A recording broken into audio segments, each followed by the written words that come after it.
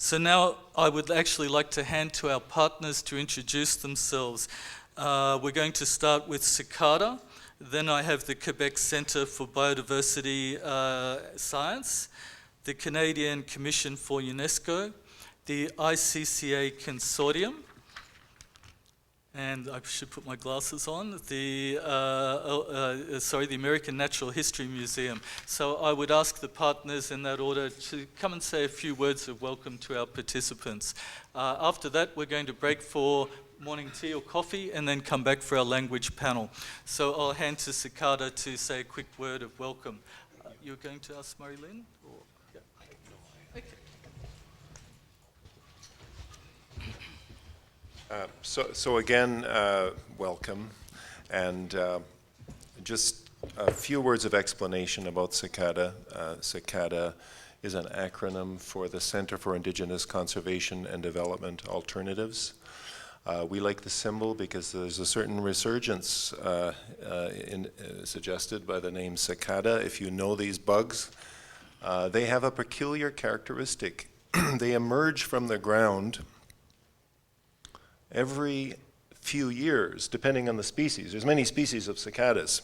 But what they have in common is they emerge from the ground in prime number years. So it could be 7 years, or it could be 11 years, or it could be 19 years. And biologists have suggested that that seems to have something to do with outsmarting the predators. So we think that's a hopeful symbol for the success of resurgence. I'm aware that some of what I said just a few minutes ago, it's kind of falls into the category of doom and gloom, I guess. And in our conference over the last few days, several people were reminding us, let's not get stuck in doom and gloom. So let's be like the cicada and burst forth. This cicada the premise is alliances for knowledge co-creation. Our primary alliance is between indigenous communities and governments and university-based researchers, professors, graduate students, postdoctoral fellows, even some undergraduate students are all part of this collaboration. It's global. We have about 100 academics and global, on 5 continents now, and we work with about 40 indigenous peoples.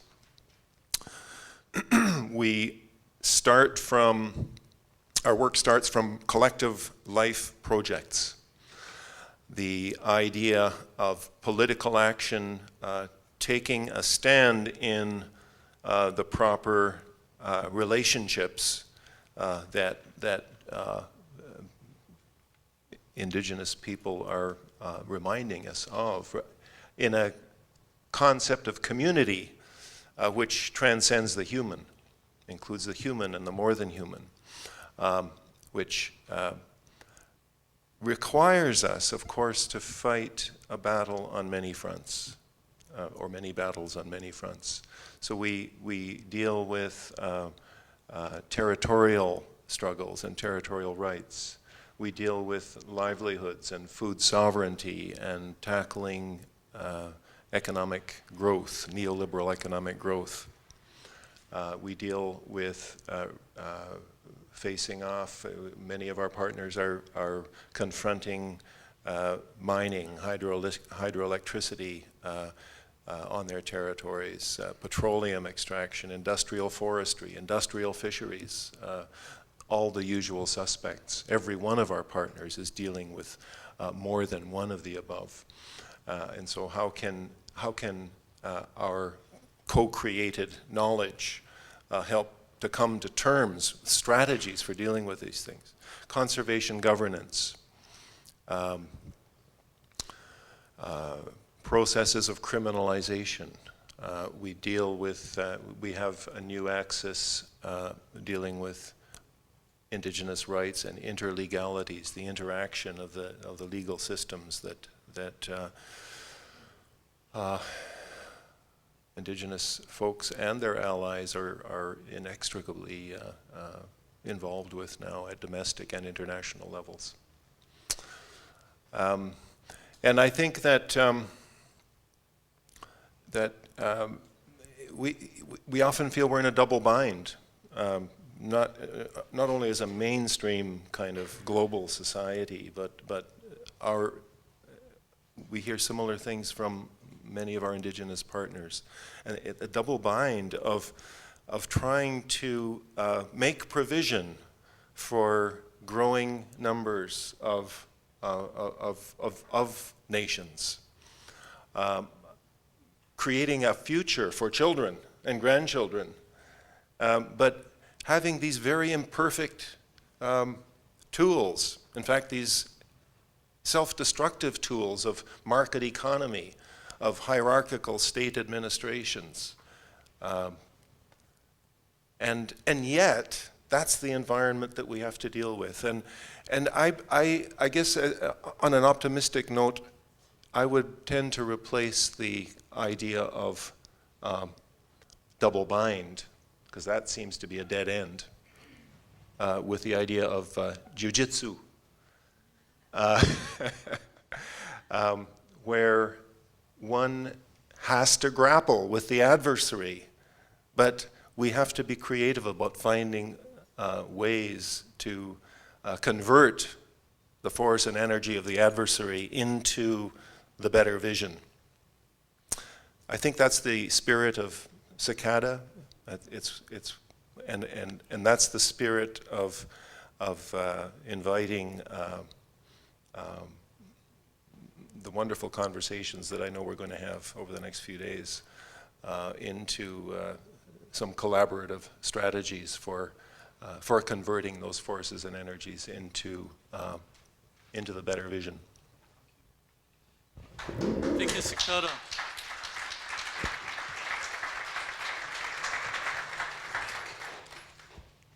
Thank you. I'm going to invite our other partners to say a few words of welcome, and maybe I could go now to the UNESCO, the Canadian National Commission for UNESCO, to say a few words of welcome. So thank you very much. And of course we have the President of the Commission with us. Thank you so much. Good morning. My name is Liette Vassar. I'm, as you said, President of the Canadian Commission for UNESCO. I would like first to begin by acknowledging that we're on the land here of the Mohawk, a traditional and unceded territory, a place which has long served for meetings and exchange among nations. On behalf of the Canadian Commission for UNESCO, I'm delighted to be here, and I'm especially excited, even personally, to be here. And I think this first North American dialogue of biocultural diversity marks a growing recognition. And I think this is what we had very well this morning, of this challenge that we have to deal, the social environmental challenges that we have to figure out how to deal with. They are complex. And it's only really by working all together that we can move further in finding sustainable and long-term solutions. And as it is usually customary in Indigenous people, looking at the 7 generations. Ce dialogue arrive au bon temps avec l'année internationale des langues autochtones. C'est aussi une année majeure, car les discussions sur l'après-2020 dans le cadre global de la biodiversité sont déjà entamées. C'est aussi important pour plusieurs autres organismes, comme l'Union internationale pour la conservation de la nature, qui se rencontrera l'an prochain pour son congrès et décidera de son plan pour les prochains 4 ans. Et je dois dire que je suis membre aussi de l'UCN, donc c'est pour ça que j'en parle un peu. C'est même important pour nous, à la Commission canadienne pour l'UNESCO, comme nous nous embarquons bientôt dans le chemin similaire de planification stratégique. Comme vous savez, l'UNESCO et le Secrétariat pour la Convention sur la diversité biologique ont un programme commun pour examiner et mettre en valeur les liens entre la diversité biologique et la diversité culturelle. Ce dialogue est donc important pour continuer à avancer nos collaborations. À travers ce programme, l'UNESCO et en priorité à la Commission canadienne pour l'UNESCO, nous pouvons démontrer comment nos réseaux peuvent contribuer à avancer l'agenda et les idées que nous allons formuler ici cette semaine. Que ce soit le réseau des réserves de biosphère, les géoparcs, les sites du patrimoine, tous ont des contributions bioculturelles. As well, we will address over the next few days topics that are related to a series of conventions and declarations that are linked to UNESCO programs. They include the World Heritage Convention, the Universal Declaration of Cultural Diversity, the Convention on the Safeguarding of Intangible Cultural Heritage, the Convention on Protection and Promotion of Diversity of Cultural Expression. The Canadian Commission for UNESCO took at heart reconciliation, and it is one of our priorities and certainly one of mine personally. It is important to move reconciliation between Indigenous and non-Indigenous people and between all people and the lands and waters. It is time to build partnership to make transformational changes where all ways of knowing are respected and valued. We can no longer continue defining solutions from only one point of view, especially the one that is mainly utilitarian, humanistic, that separates nature from human. As it is intricately connected, human and nature, we cannot separate biological diversity from cultural diversity. We must recognize and value the rights of Indigenous people and local communities. To effectively mainframing biological diversity, we need to value and respect traditional knowledge, sustainable customary practices, innovation, and values that are coming from Indigenous and local communities. I've seen through my international work over several years now too many cases where international programs on behalf of conservation of biodiversity have unfortunately and negatively impacted Indigenous peoples and local communities. Reconciliation for me goes further than some people can think. It is also a reconciliation of human and nature as well. And this needs to be done by acknowledging Indigenous peoples and local communities' rights and knowledge. As president of the Canadian Commission for UNESCO, as a biologist, as an environmentalist, as a sociologist in some way, and as a UNESCO chair in community sustainability from local to global, I am pleased to be part of this important dialogue. I truly hope that these few days that we all spend together will bring not only new hopes, but also concrete actions and ideas that can help all of us to move towards new conservation ideology and achieve the 2030 Sustainable Development Goal. So I look forward to many lively and informative discussions ahead. Thank you. Merci. Chimigwa.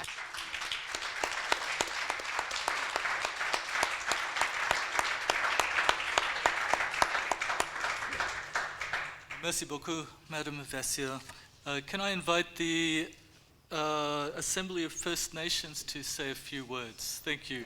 Followed by Parks Canada, then the Quebec Centre for Biological Sciences, the American Natural History Museum, and then the ICCA Consortium.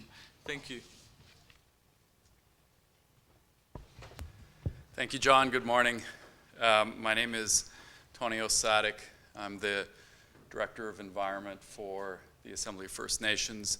It's my pleasure to be here today and for the week to participate in this important and groundbreaking event. I just really want to speak briefly about the AFN, what the Assembly of First Nations is. I'm sure many of you are familiar with the organization. We are a national political advocacy organization, which means we spend a lot of time advocating on behalf of First Nations in Canada. There are 634 First Nations in Canada, or just under 1 million First Nations citizens. And we advocate predominantly at the federal level, but with regional offices and regional chiefs, we are also involved in provincial and territorial advocacy. We are an organization that has existed in various forms for over 50 years. We have a national chief, currently National Chief Perry Bellegarde, who is elected every 3 years, and a national executive that is made up of the 10 regional chiefs from across Canada who are also elected. We operate along the same lines as the United Nations structure. We have at least 2 assemblies per year where the chiefs from across Canada come together and provide direction on the advocacy that the AFN then leads. The important thing to note is that the AFN is not a government, is not a rights holder, does not speak for First Nations. First Nations speak for themselves. And our role is then really just to participate in and to advocate and to engage with governments in a manner that can support the aspirations of First Nations, the rights holders themselves. So with that, as Director of Environment, of course, we're involved in many aspects of these and related discussions around biodiversity and other broader environmental issues as well. And it's a real pleasure to be here, so thank you very much. I look forward to it.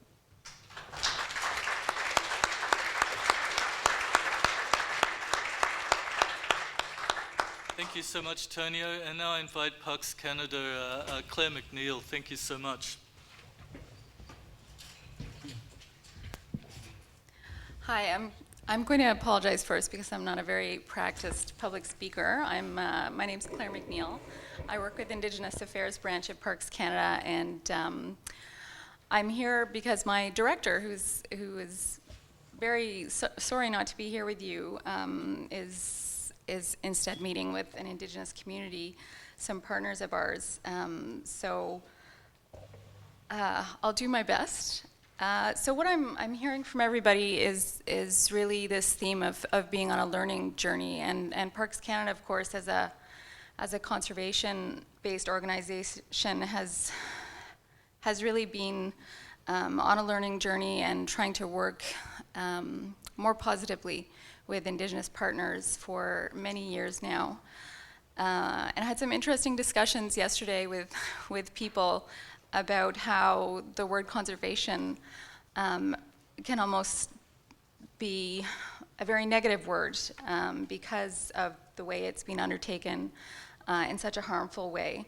And so I think Parks Canada's participation here speaks to this also being certainly a personal learning journey for many of our Parks Canada team members, but it's also really an institutional learning journey, and we're looking forward to being here and with all the esteemed people in the room and learning from you. So we're feeling very honored and humbled and quite excited to be here participating in this dialogue. And as an agency, our approach to managing protected areas, it has shifted significantly in the past 100 years, and most particularly in the way that we work with Indigenous partners. But we still have a long way to go.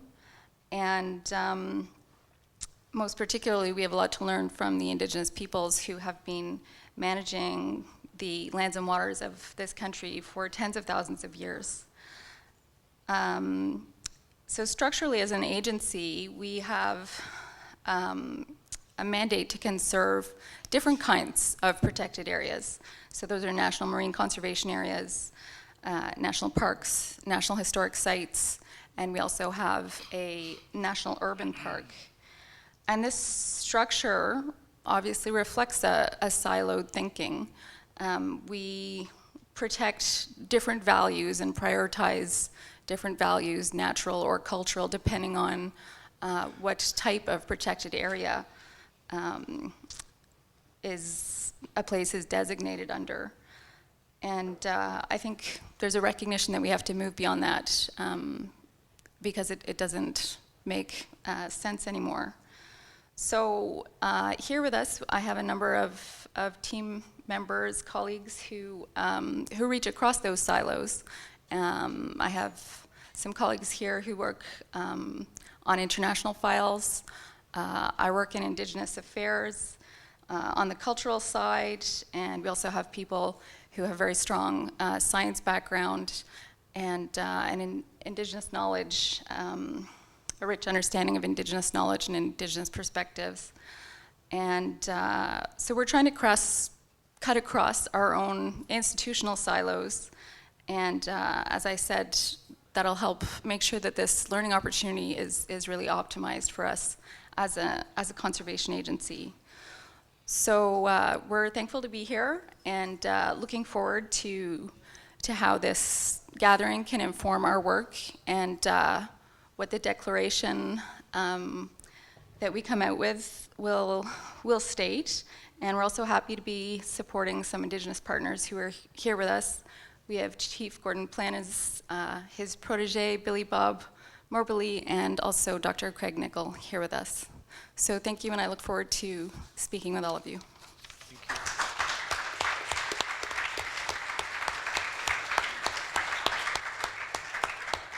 Claire, for someone who was not confident in public speaking, you left us with some very clear main messages about all of us being on a learning journey this week, about the importance of listening, and of course about the importance of breaking down silos. All of us in bureaucracies have this structural problem. So thank you so much, and you should have more confidence because you delivered a very convincing main messages. Now I have the pleasure to introduce the Quebec Centre for Biodiversity Sciences. Philippe has been one of the most practical partners too. He's put together our web pages, he's responded to every single thing, and he's helped us for the last year to realize this event in the most practical ways. So I'll hand now to Philippe. Merci beaucoup, Philippe.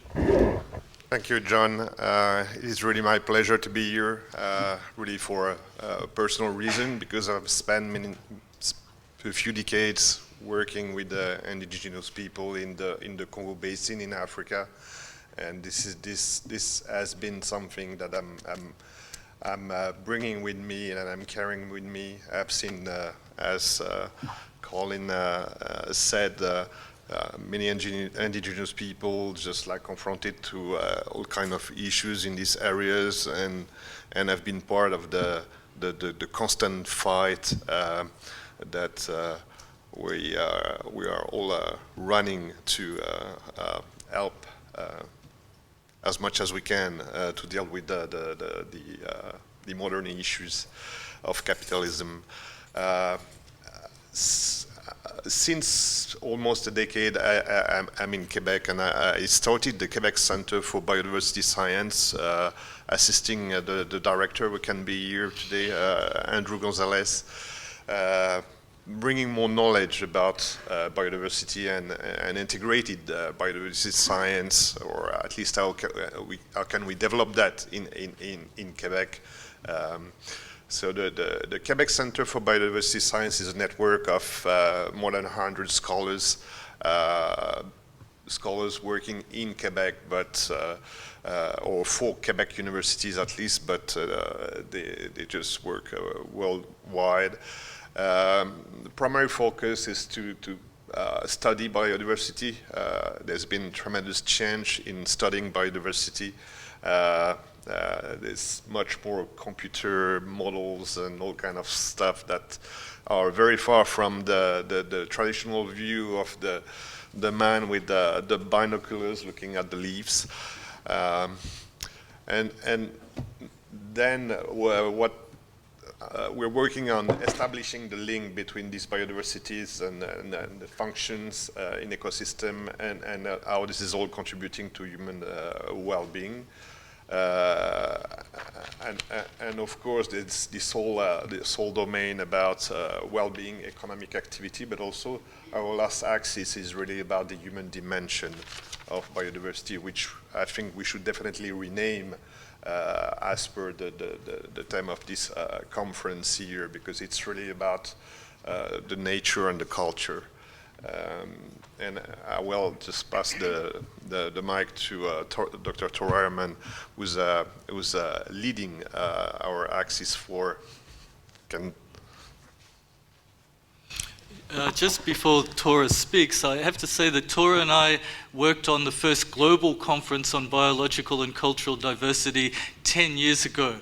And it was the result of this 10 years of work that we've been able to have these regional initiatives. So I just want to recognize that this work, you're kind of like a grandmother, although you're too young to be a grandmother, of course.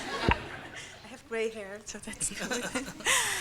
Yeah, thank you very much, John. And as Philip pointed out, I am one of the little persons of the very beautiful and rich community of the Quebec Center of Biodiversity Science of Access 4, Human Dimension of Biodiversity. I am not standing here alone. Colin Scott is a member too. There are many of us in the room, Monica Morennen, Sophie Calmet, Véronique Bussière, and many others. And together, we work with a range of actors from First Nations, Inuit, Métis organizations, from NGOs, from governmental organizations, from international organizations, such as the Secretariat of the Convention of Biological Diversity, to develop new insights into drivers of loss, but more importantly, into solutions and into concrete actions, into best practices, and into how systems of resource management and governance can be more inclusive of the nature, culture, and human identity linkages that you referred to, Colin, in your speech. So as a member of the Quebec Center of Biodiversity Science, I'm very glad to see that this room is really packed. I don't see even a single, maybe one chair is free, but can you imagine we are almost 100 Indigenous peoples organizations, practitioners, decision makers, and academics here in this room from very, very different backgrounds and disciplines coming together here for the next days. And I'm very pleased to be part of this event. And I'm sure this conference, as the one that we did in 2010, 10 years ago, will be a very memorable and not to be missed event. So I hope, that over the next days, we will move forward the dialogue on nature and culture between nations, between communities, scientists, decision makers, and that we create concrete actions, not just dialogue, but let's move a concrete step forward. Let's create actions, let's create strategies, let's create really solutions to assure that biocultural diversity is taken into account in policy, in law, and in field of action related to nature, culture, interlinkages, and at all levels. So I like to invite you, all of us actually, to demonstrate our creativity. Let's be creative. At the same time, also, let's have fun, because it's not just about speeches here, it's also about creating new friendship among us. And let's show the courage to develop innovative political ideas for the post-2020 framework. So I truly value your participation. I truly value your support for this conference. And with this, on behalf of all members of the Quebec Center of Biodiversity Science, I thank you very much for coming. Thank you.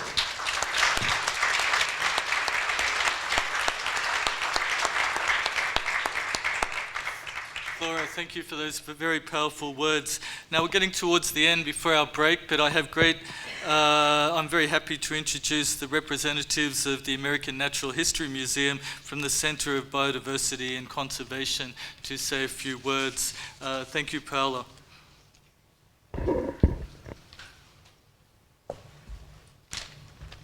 Hui. Mai ka o ili moana o ka la I kumukahi ai ke ka aholo ana o kane hoa lani I ka lani nui a kia e ho'o mālama I nā kihia pau o ka honua aloha. From my lands to yours, from my waters to yours, from my ancestors to yours. Thank you very much to the traditional owners of this place, traditional occupants, First Peoples of Turtle Island, for the opportunity to be here with all of you today.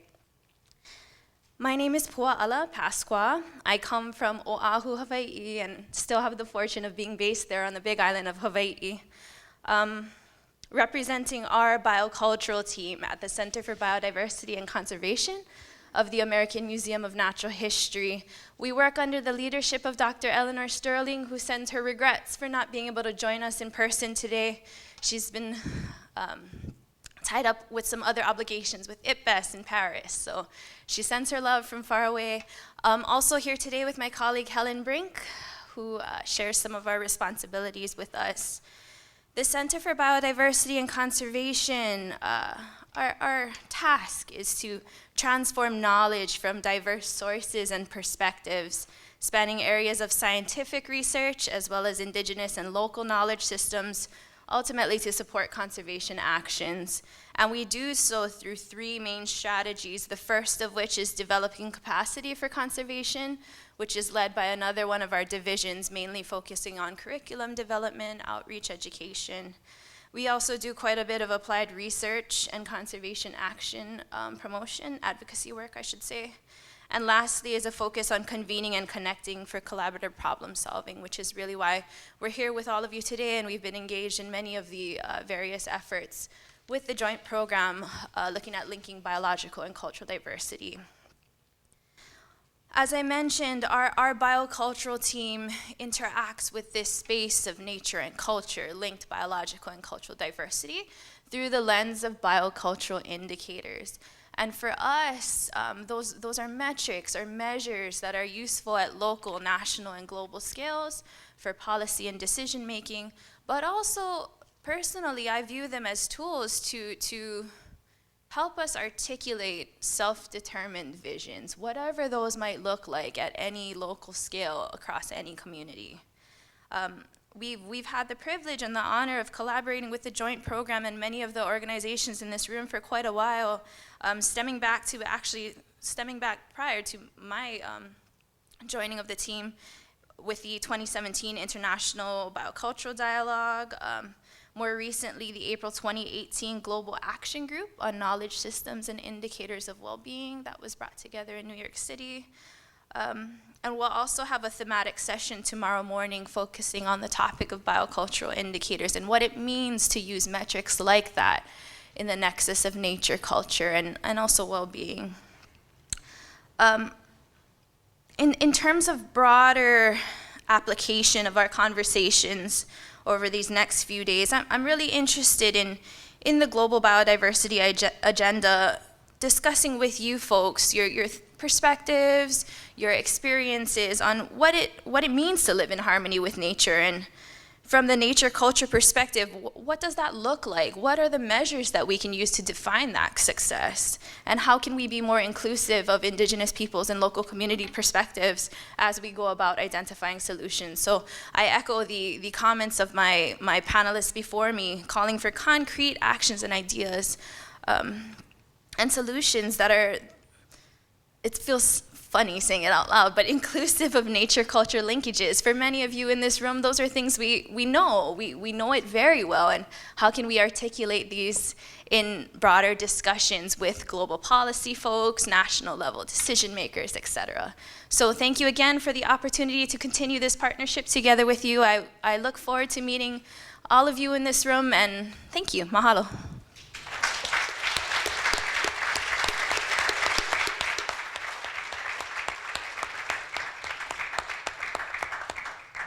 Thank you so much. And now there's the cliche, least but not last. I saved the ICCA. Last but not least. Least but not last. Actually, I was going to say that I saved the ICCA consortium to last because it is a global movement that has turned around the paradigm of fortress conservation. I've been proudly working with them for probably a decade, probably longer than that, I think. But I'm very pleased. Holly has global responsibilities these days, and we're very lucky that she could make it to this meeting. She has also been instrumental in bringing the North American ICCA Consortium network together to promote Indigenous conservation. So I'm very pleased that you're here. Thank you, Holly. Thanks, John. It's going to be hard for you to come back from that opening comment. So. So my name is Holly Jonas. First, I'd like to thank the Mohawk for welcoming us to your traditional territory and for the beautiful opening ceremony last night. I'd also like to applaud the amazing work happening here in Canada, charting a new way forward for conservation in the spirit and practice of reconciliation, as well as peace and friendship. I'm certainly not driving that, so I really want to acknowledge everyone in the room who is driving that, and others who are not in the room who are driving that. I'm very grateful at a personal level for the opportunity to be here and to listen and learn from all of you. On behalf of the ICC Consortium, thank you to all Indigenous peoples here for your leadership and guidance, and to everyone who made this gathering happen. Both here in Canada and globally, there is, rightfully so, growing recognition of the huge contributions of Indigenous peoples and communities to nature conservation and sustainable development. One of the most important things we can do is offer all the support we can to the peoples who are governing, protecting, and caring for their collective territories of life.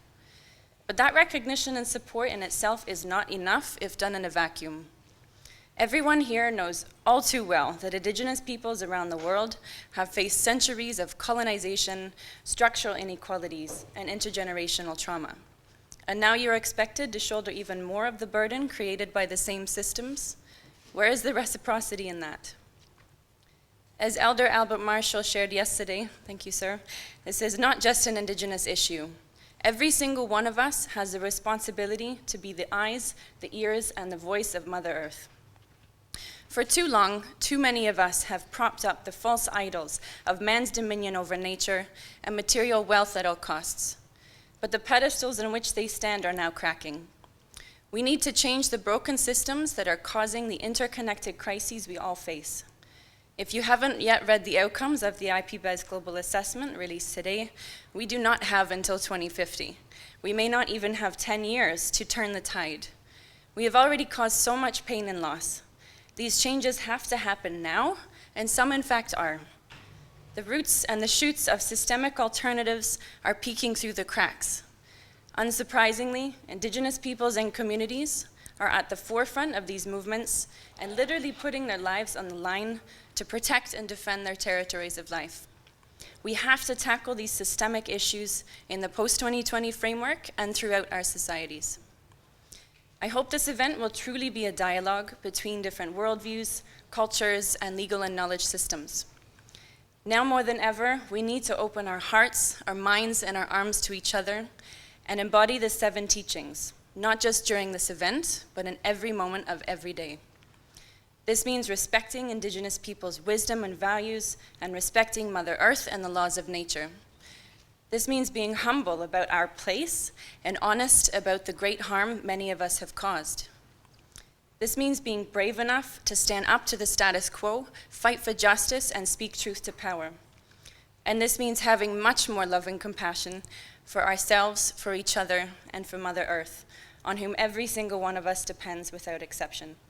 Chimegwash, merci.